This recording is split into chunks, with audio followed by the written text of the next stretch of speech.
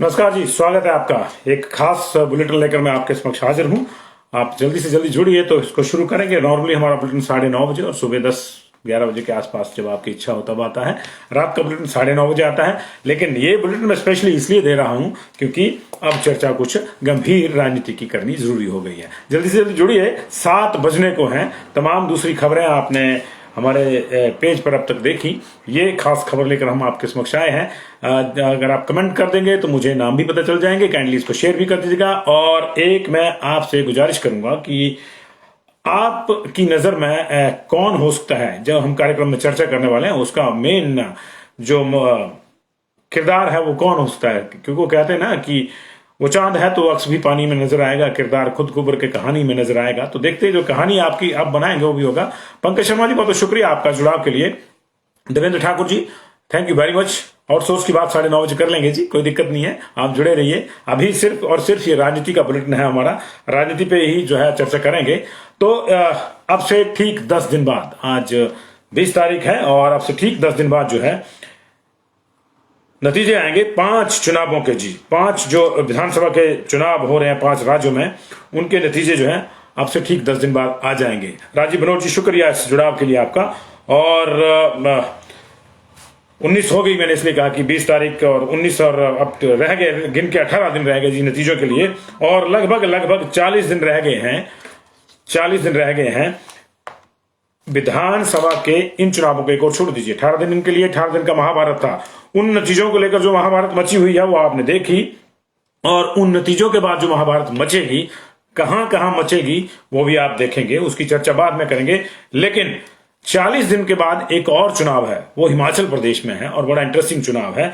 और 40 दिन की जब हम चर्चा करें तो 40 एक तांत्रिक नंबर भी है। 40 दिन कर दी 40 पढ़ते हैं, और 40 की जब बात आती है तो सबसे बड़ा जो ध्यान जाता है हमारा, वो जाता है राज्यसभा की ओर को, जिनमें जो है ऐसे लोग रखे होते हैं पार्टियों ने आज की डेट में।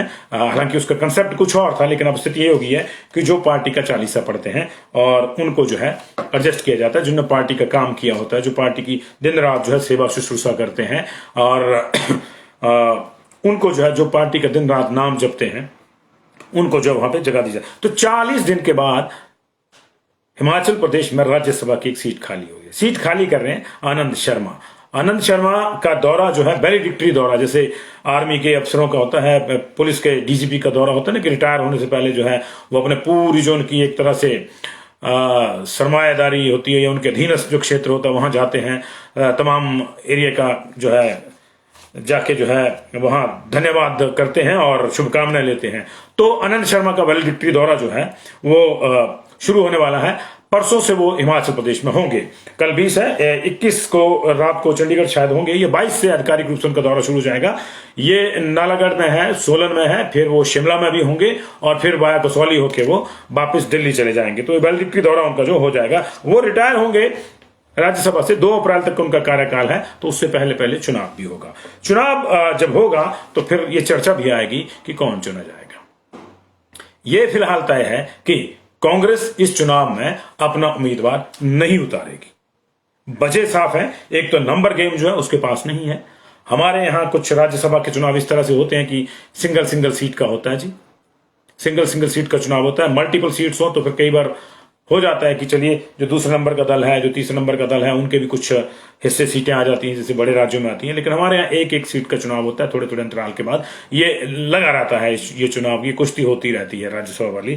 तो ये 40 दिन बाद जो चुनाव होना है, या हो सकता है पहले भी हो जाएगी, क्योंकि जरूरी थोड़ा कि जिस दिन वो जाएंगे उसी दिन नया आएगा, शपथ लेगा, लेकिन चुनाव पहले हो जाएगा। तो उसको लेकर जो है अब चर्चाएं शुरू होगी कौन होगा। ये तय है कि कांग्रेस शायद ही, मैं पक्का नहीं कह सकता हूं तो कांग्रेस जाने, लेकिन कांग्रेस शायद ही, जो हमारा तजुर्बा है वो कहता है कि कांग्रेस शायद ही अपना उम्मीदवार उतारे। क्यों? क्योंकि एक तो नंबर गेम उसके पक्ष में नहीं है। एक एमएलए बढ़ा, उसका ले देके 21 से 22 हुए हैं, लेकिन बीजेपी वाले अभी भी 44 से 1 माइनस होकर भी 43 है वहां पे, और उनके साथ कुछ एसोसिएट मेंबर भी हैं, 2 कम से कम। तो जाहिर है कि सीट तो वही जीतेंगे। ऐसी स्थिति में कांग्रेस ये रिस्क नहीं लेगी कि कोई कैंडिडेट खड़ा किया जाए। क्यों नहीं लेगी? क्योंकि पता लगे कि कैंडिडेट खड़ा किया और उसको 22 की बजाय कहीं 20 वोट मिल गए, 19 मिल गए, तो जहां कांग्रेसी आप सत्ता के सपने देख रहे हैं कि हम तो बस सत्तासीन होने वाले हिमाचल प्रदेश में, वहां उसकी जगह पर जो है ये ढूंढ मच जाएगी कि काली भेड़ कौन कौन है। ये ढूंढ तब भी मची थी जब कृपाल परमार के खिलाफ ठाकुर सिंह भरमौरी को, शायद अगर मैं गलत नहीं हूं तो, उनको कैंडिडेट दिया था और वहां कृपाल परमार को जो है बीजेपी के टोटल नंबर ऑफ जो वोट थे उससे 3 वोट ज्यादा मिल गए थे। तब वीरभद्र सिंह ने नामकरण किया था कि बीजेपी के लिए जिन्होंने क्रॉस वोट किया है कांग्रेस की ओर से वो काली भेड़ें हैं। ताउमर वीरभद्र सिंह उन काली भेड़ों का जिक्र करते रहे, लेकिन काली भेड़ें ऐसी होती हैं कि कहने को भले ही काली हों और आम आदमी भले ये सोचे कि सफेद भेड़ों में काली भेड़ दूर से नजर आएगी, लेकिन सियासी काली भेड़ों की सबसे खासियत यही होती है कि वो भेड़ की खाल के ऊपर भी उसने कुछ और पहना होता है, वो नजर नहीं आती। बस आदमी शक करता है कि ये होगा, लेकिन पता नहीं चलता है। तो ये जाहिर है कि इसमें जो है अभी कांग्रेस जो है शायद ही हिस्सा लेगी, इस चुनाव से दूर रहेगी। लेकिन बीजेपी के ओर से भी ढूंढ मची हुई है। उनके यहां ढूंढ मचेगी, काली भेड़ों की नहीं बचेगी। तो तब तय होगा कि अगर उन्होंने कैंडिडेट दिया और क्रॉस वोटिंग हो गई और वोट ही कम पड़ गए, जैसे कि बीजेपी फिर करेगी, क्योंकि उसको एक संदेश देना होगा कि आने वाले समय के जो चुनाव है उसमें हम लोग कांग्रेस पे भारी हैं, तो ये कांग्रेस रिस्क नहीं लेगी, ये मान के चलिए। लेकिन ढूंढ बीजेपी में भी मची हुई है कि कौन होगा जिसे राज्यसभा भेजा जाएगा, क्योंकि राज्यसभा में एक्चुअल लेवल के नेता इस समय बीजेपी में कौन कौन है ये सब लोग जानते हैं। बहुत लिमिटेड से नाम हैं जो बचे हुए हैं, क्योंकि बीजेपी की टेक्निकली देखा जाए तो बहुत यंगर जनरेशन इस वक्त सत्ता में है यहां पे, और ऐसे में अब अगर कोई बचा है तो वो उनसे भी यंग होगा, उनसे भी छोटा होगा। तो क्या ये एक नई शुरुआत होगी बिल्कुल यंगर जनरेशन को राज्यसभा भेजने की? हालांकि ये शुरुआत कृपाल परमार के जमाने में ही हो गई थी, लेकिन इन कौन होगा कौन नहीं इनकी चर्चा हम करेंगे। लेकिन इससे पहले एक छोटा सा बैकग्राउंड हो जाए। हिमाचल प्रदेश के अगर राज्यसभा सदस्यों की बात करें तो 1952 से लेकर 1952 में CL वर्मा को चुना गया था, और 1952 से लेकर 2020 में इंदु गोस्वामी तक के चयन में कुल 30 राज्यसभा सांसद चुने जा चुके हैं। 30 राज्यसभा सांसद चुने जा चुके हैं। इनमें कुछ जो है 1-2 बार, कुछ 3 बार, कुछ 4 बार भी हैं। सबसे ज्यादा 4 बार को नहीं रखा, माफ कीजिएगा, सबसे ज्यादा 3 बार आनंद शर्मा ही रहे हैं जो रिटायर हो रहे हैं, और वो राज्यसभा 3 बार गए हैं, साल 1984 से 90 में, 2004 से 10 में और 2016 से 22 में। 22 में उनका जो है 2 अप्रैल को शायद उनका कार्यकाल जो है वो समाप्त हो रहा है। हाँ जी, 2 अप्रैल को हो रहा है। और इसी तरह रोशन लाल 1977 से 1988 तक लगातार 3 बार राज्यसभा के सांसद रहे। लीला देवी, सुशील बरोंगपा, विप्लव ठाकुर 2-2 बार राज्यसभा के लिए चुने गए, और जगत प्रकाश नड्डा की भी ये दूसरी टर्म है। उन्हें पहली टर्म में 2012 से 18 के लिए और फिर 18 से दोबारा 24 के लिए चुना गया है। अब तक हुए 30 राज्यसभा सांसदों में से 20 कांग्रेस के, 9 बीजेपी के और 1 HVC के अनिल शर्मा सांसद रहे हैं। और ये अनिल शर्मा जो 98 to 2004 रहे थे, जब यहां सुखराम का मदद लेकर प्रेम कुमार धूमल की सरकार यहां बीजेपी ने बनाई थी, तो फिर जाहिर है कि सेवा का मेवा देना था, तो अनिल शर्मा को उसमें भेजा गया था। तो वो भी यंगेस्ट थे उस टाइम के जो चुने गए थे उसमें से। तो 1998 से 2000 तक अनिल शर्मा रहे थे। बाद में अनिल शर्मा कहां कहां रहे आप जानते हैं, आजकल कहां है वो भी आप जानते हैं। लेकिन कांग्रेस के 20 में से 20 जो सांसद अब तक कांग्रेस को हैं, उनमें से 5 महिलाएं भी रही हैं। इसमें लीला देवी मंडी की थी, सत्यवती डांग, उषा मल्होत्रा, चंद्रेश कुमारी और विप्लव ठाकुर शामिल हैं। बीजेपी की तरफ से महेंद्र कौर पहली महिला थी, और ये जब शांता जी की गवर्नमेंट थी तब इनको भेजा गया था राज्यसभा। बिमला कश्यप, इंदु गोस्वामी को राज्यसभा भेजा गया है, यानी 3 है बीजेपी की ओर से, और उधर से 5 है। 1990 के बाद, ये इंपॉर्टेंट है, 1990 के बाद जो है किसी भी गैर हिमाचली को राज्यसभा का टिकट नहीं मिला। 1990 में KL शर्मा, कृष्णलाल शर्मा बीजेपी के राष्ट्रीय उपाध्यक्ष होते थे, वो यहां प्रभारी भी रहे हैं शायद बीजेपी के हिमाचल के, उनको टिकट दिया गया था। उसके बाद कुछ स्थितियां इस तरह से बनी, उससे पहले दिया जाता रहा, उषा मल्होत्रा और कई लोग थे जो बाहर के थे। लेकिन उसके बाद लगभग राजनीति जो है इस तरह से स्टेट केंद्रित हो गई कि बाहर के किसी सदस्य को किसी पार्टी ने यहां हिम्मत नहीं की बनाने की। 1990 के बाद जो चुनाव हुआ था, मैं आपकी जानकारी के लिए बता दूं, उसमें if I am not wrong, तो 1992 में जब चुनाव हुआ था तो बीजेपी में इस बात को लेकर बवाल हो गया था। तब पंजाब के कांग्रेस अध्यक्ष होते थे बलदेव, उनको राज्यसभा भेजने की बात हो रही थी, लेकिन तत्कालीन जो यहां का नेतृत्व था बीजेपी का, उन्होंने इस पे अपनी असहमति जताई थी, विरोध जताया था, जिसमें मुख्य रूप से प्रेम कुमार धूमल मुखर थे। उन्होंने कहा कि जाएगा तो हिमाचल का ही जाएगा, बाहर का नहीं जाएगा, नहीं तो हमको यहां जवाब देना मुश्किल हो जाएगा। तब जो है महेश्वर सिंह को 92 में भेजा गया था राज्यसभा।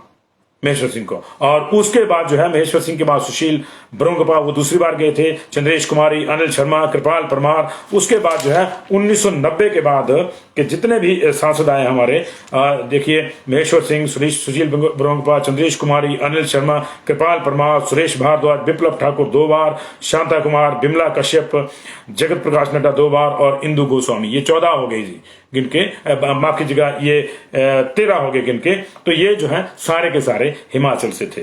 अब ये चीज मैंने इसलिए भी आपको बताई कि ये बाद में, ये जब हम विश्लेषण करेंगे आगे कौन कौन होंगे, तो जो है उसमें ये काम आएगा आपके लिए जी। तो ये जो है 1990 के बाद जो है किसी को नहीं, 14 सांसद चुने गए उसके बाद से।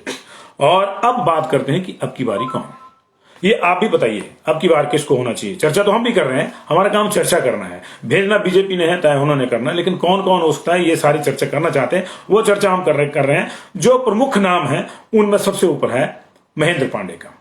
बीजेपी के केंद्रीय कार्यालय के प्रभारी हैं, सचिव हैं महेंद्र पांडे। यहां पे भी संगठन मंत्री रहे हुए हैं, लंबे अरसे तक उनका यहां विद्यार्थी परिषद से जुड़ाव रहा है और लंबे अरसे से उनकी भी इच्छा है कि वो राज्यसभा में जाए। इनफैक्ट कृपाल परमार जब गए थे तब उनका भी नाम चला था और तब से उनका नाम चल रहा है। पिछली बार भी उनका नाम था और इस बार भी निश्चित तौर से उनका नाम जो है वो चर्चा में रहेगा।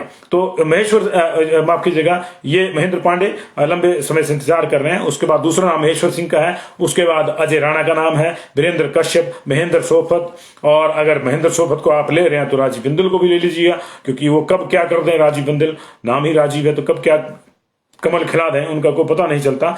और एक समीकरण ये भी है कि मंत्रियों को रुखसत करने के लिए भी किसी एक को वहां भेजा जा सकता। वो कौन होगा कौन नहीं, सुरेश भारद्वाज होगा, महेंद्र सिंह होंगे, ये भी चर्चा करेंगे, इसकी चर्चा भी करेंगे। लेकिन जो है बारी बारी चर्चा कर लेते हैं। सबसे पहले महेंद्र पांडे जी की बात करते हैं। उनके पक्ष में 2 चीजें हैं जो मैंने एक तो बताई आपको कि यहाँ विद्यार्थी परिषद में रहे हैं, संगठन मंत्री रहे हैं और केंद्रीय कार्यालय के समय सेक्रेटरी हैं, केंद्रीय कार्यालय के एक तरह से इंचार्ज हैं।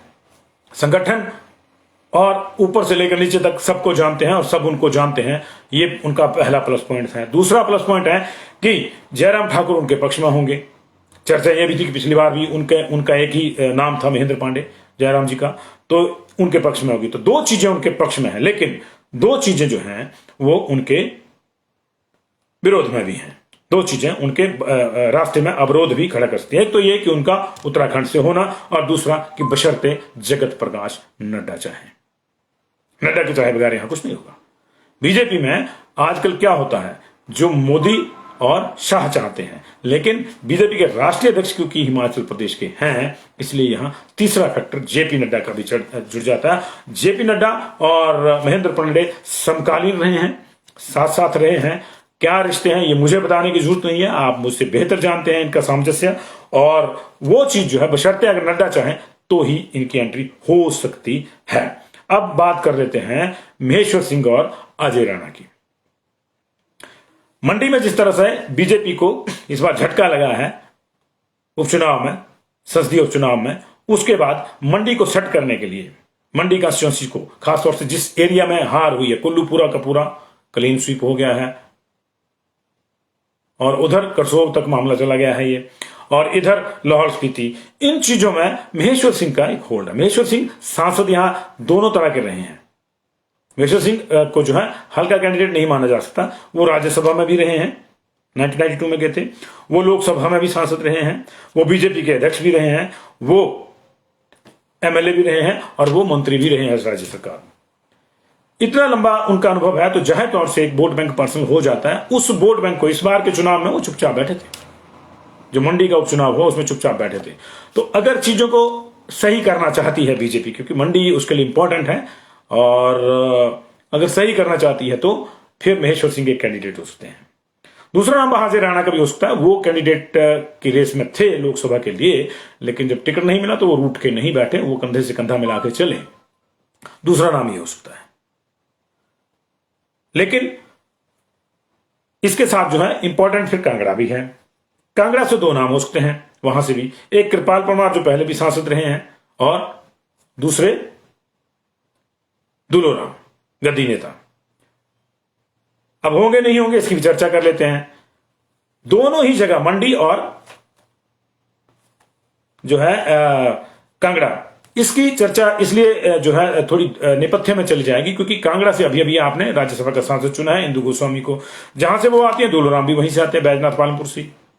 एक जगह से दो जाएंगे लगता नहीं है, कांगड़ा से ही दो जाएंगे लगता नहीं है, इसलिए कृपाल परमार और दुलराम के रास्ते में ये रोड़ा हो सकता है। और क्योंकि हालांकि इस तरह का कोई सेट रूल नहीं है कि कहां से होना है कहां से नहीं होना है, राज्यसभा को लेकर कोई सेट रूल नहीं है। 3 है, लेकिन मोटा मोटा एक परंपरा बन गई है, 3 बेल्टों में बांट दिया है। एक ऊपर वाली बेल्ट जो शिमला कुल्लू वहां तक चली जाती है पुराने हिमाचल की, एक भी निचला और एक बिचला। तो निचले हिमाचल से इंदू जी हैं, बिचले हिमाचल से नड्डा जी हैं। जो ऊपरला हिमाचल था उससे ये रिटायरमेंट हो रही है आनंद शर्मा की, उनको शिमला और कसौली से उनका नाता है तो वहीं का उनको माना जाता है। वैसे मूल रूप से वो उनके जो पूर्वज थे वो हरियाणा के हैं, लेकिन वो पढ़े भी जन्मे भी यही हुए, उनकी कर्मभूमि यही है, जन्मभूमि यही है। तो उस लिहाज से उपला हिमाचल की सीट जो है वो खाली हो रही है। तो अगर वहीं से चुननी है तो कौन होगा? तो उसमें भी 2-3 नाम, एक तो महेंद्र सोफत का नाम, मित्रमंडल, उसके बाद हिलोपा, लगातार वो अपना एक सेक्शन पकड़े हुए हैं। और जब मुख्यमंत्री जयराम ठाकुर अपने पहले दौर में सोलन गए थे तो उन्होंने नीचे कुर्सी पर बैठे हुए महेंद्र सोफत को बुला के ऊपर लाया था, इस चीज को मत भूलिएगा आप। और जो है वहां भी नगर निगम हारे हैं सोलन का, तो इसलिए जो है ये भी देखना होगा। तो उनका नाम हो सकता है, कितना जोर से उठता है ये हम नहीं जानते। शांता कुमार उनको सपोर्ट कर सकते हैं अगर शांता कुमार को पूछा गया तो अदरवाइज नहीं। आजकल बीजेपी में कोई किसी को पूछता नहीं है, बताया जाता है कि ये कर दिया है, जाइए फला आदमी दूल्हा होगा, बारात में बारात से जाइए, चलिए। तो वो दूसरा नाम वीरेंद्र कश्यप का हो सकता है। सांसद थे, टिकट काट दिया गया, सुरेश कश्यप को दिया गया और अब वो सांसद हैं, बीजेपी के अध्यक्ष भी हैं। लेकिन जिस तरह से हाटी का आंदोलन खड़ा हो रहा है और वो सुरेश कश्यप को नहीं मान रहे हैं वो लोग, वो वीरेंद्र कश्यप का गुणगान कर रहे हैं। एक बहुत बड़ा समुदाय हाटी का सिरमौर में, और वीरेंद्र कश्यप जिस समुदाय से खुद आते हैं वो भी एक बहुत बड़ा वहां पे फैक्टर है। तो ये भी हो सकता है कि उनको लिया जाए। अध्यक्ष के लिए भी वो रेस में थे, अध्यक्ष के लिए भी वो रेस में थे, इसलिए उनको भी आप जो है माइनस नहीं कर सकते। और जैसे कि मैंने कहा कि महेंद्र सोफत है तो फिर साथ में आप जो है राजीव बिंदल को भी जुड़ सकते हैं, वो कुछ भी कर सकते हैं। लेकिन इसमें एक नाम और है, वो है जो तीसरा मैंने समीकरण बताया कि अगर मंत्रियों को भेजना होगा तो उसमें फिर सुरेश भारद्वाज का नाम ऊपर आ सकता है। वो राज्यसभा में भी रहे हैं, पहले बीजेपी के अध्यक्ष भी रहे हैं। तो राज्यसभा के लिए जो होता है ना कि उस तरह का नेता चाहिए, तो उस तरह के नेता वो हैं, बशर्ते कि उनसे यहां कोई हाथ धोना चाहता है, उनको यहां निपटाना चाहता है, या उनकी जगह किसी और को टिकट दी जानी चाहते हैं, देने चाहता है कोई पार्टी में, ये पार्टी जानती है। लेकिन वो एक पोटेंशियल कैंडिडेट हो सकते हैं। लेकिन ये शिमला के और शिमला वालों को जो कैंडिडेट है इसलिए सीरियसली लेना चाहिए क्योंकि माना जा रहा है कि उधर ही के इलाके का सांसद चुना जाएगा। और अगर मंत्रियों को निपटाना तो मंत्री में फिर महेंद्र सिंह का नाम भी होता, हर बार आ जाता उनका नाम कि ये पहले लोकसभा की सीट के लिए भी आया था, लेकिन उसमें फिर वो बात आ जाएगी कि मंडी का ही हो जाएगा और फिर ऊपर वाला जो हिमाचल है वो चलेगा। और पिछले हिमाचल के एक तरफ महेंद्र जी हो जाएंगे और दूसरी तरफ नड्डा जी हो जाएंगे। तो क्या ये होगा या नहीं होगा? दूसरी बात, महेंद्र सिंह बिना मोल भाव के नहीं जाएंगे। चर्चा ये भी थी कि पिछली बार जब वो लोकसभा का टिकट मांगने गए तो साथ में उसने कहा था कि मेरे बेटे या बेटी को टिकट देना मेरी जगह से विधानसभा में। वो बात नहीं हो तो वो लोकसभा से पीछे हट गए। तो यहां भी वो होगा। तो ऐसे जो समीकरण हैं ये बन के आ रहे हैं। और इन तमाम समीकरणों में 2 नाम और भी जुड़ सकते हैं। जब अगर पिछले हिमाचल का होना है तो त्रिलोक जम्वाल को भी लिया जा सकता है। यंग है, पार्टी के महासचिव हैं और अध्यक्ष की अनुपस्थिति में मंडल मिलन तक के कार्यक्रम को करवा रहे हैं, मेहनत करते हैं, मेहनती हैं। नड्डा जी के भी खास हैं। लेकिन फिर वही बात कि दोनों का जो अमृत घाट है वो लूणू है। तो एक ही घाट से कितने लोगों को अमृत बांटा जाएगा ये देखना पड़ेगा। तो ये थोड़ा अवरोध हो जाएगा। मतलब ऐसा नहीं है कि कोई इनमें से सक्षम नहीं है, सक्षम सब है, लेकिन कुछ ना कुछ आड़े आ जाता है। उनको हम इनके जो है माइनस पॉइंट भी नहीं बोल सकते, उनके अवरोध हो सकते हैं। वो उनकी गलती नहीं है कि वो उस एरिया से हैं। प्रतिभा जो है अगर एक ही एरिया में है तो उसका मतलब ये नहीं है कि एक को मौका मिलेगा दूसरे को नहीं मिलेगा। लेकिन राजनीति में ये चीजें देखी जाती है, इसलिए ये अवरोध का काम कर सकते हैं। और उस लिहाज से जो है प्लस माइनस राजनीति के आप जानते हैं कि क्या होता है, तो उस तरह से हो सकता है। लेकिन इस सब में एक नाम और भी है, एक नाम और भी है, वो है अजय जम्बाल का। 2016 से ये नाम चर्चा में आ गया था, संगठन में पहले से था लेकिन पब्लिक डोमेन में 2016 में आना शुरू हो गया था, जब ये चर्चा चली कि इस बार प्रेम कुमार धूमल जो है सीएम फेस नहीं होंगे और नड्डा होगा, अजय जम्बाल होंगे, ये तमाम नाम आ रहे थे। उस समय अजय जम्बाल का नाम आया था कि उनको जोगिंदरनगर से हैं वो, उनको वहां से टिकट दी जाएगी, लेकिन ये सारी चीजें हुई नहीं और तब से his name is doing round.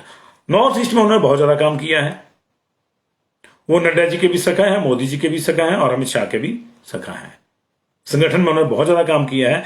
वो भी एक जो है छुपा हुआ रुस्तम हो सकते हैं, अंग्रेजी में तो उसको डार्क हॉर्स कहते हैं, लेकिन छुपा हुआ रुस्तम वो भी हो सकते हैं। और अगर उनका नाम आया तो फिर वो सबके ही कैंडिडेट हो सकते हैं, उनके नाम पे शायद ही फिर कोई इफ्स एंड बट्स रह जाएगी, क्योंकि उनको मैंने कह दिया ना कि तीनों को तो व्यक्तिगत रूप से जानते हैं और संगठन भी उनको जो है अधिमान देगा। आरएसएस की बात हो चाहे बीजेपी की बात हो, उन्होंने दोनों ही जगह काम किया है, तो अजय जम्बाल भी एक पोटेंशियल कैंडिडेट हो सकते हैं। तो ये थी पोटेंशियल कैंडिडेट्स की चर्चा। आपकी नजर में कौन हो सकता है, राज्यसभा किसको भेजा जाना चाहिए, ये जरूरी है, क्योंकि लोकतंत्र में जनता ही जनार्दन है। भले ही जनता इसका सीधा चुनाव नहीं करती, इस सांसद का, राज्यसभा वाले सांसद का, लेकिन जनता भी जरूरी है जी। और इसलिए जो है ये मामला चलता है। तो ये जो है ये पोटेंशियल कैंडिडेट्स हैं, इसमें से कौन जाएगा कौन नहीं जाएगा, देखिए एक ख्याल रखिए, बीजेपी में जो अब ट्रेंड है वही है कि ऊपर से डिसाइड होगा, हुई है वही जो मोदी रची रखा बीजेपी में, और उसी का अनाउंसमेंट नड्डा जी करेंगे। लेकिन अब वो चाहेंगे तो किसी के भी दिल की धड़कन बढ़ा दें, वो चाहे तो इन सबको किनारे करके किसी और को भेज दें, वो चाहे तो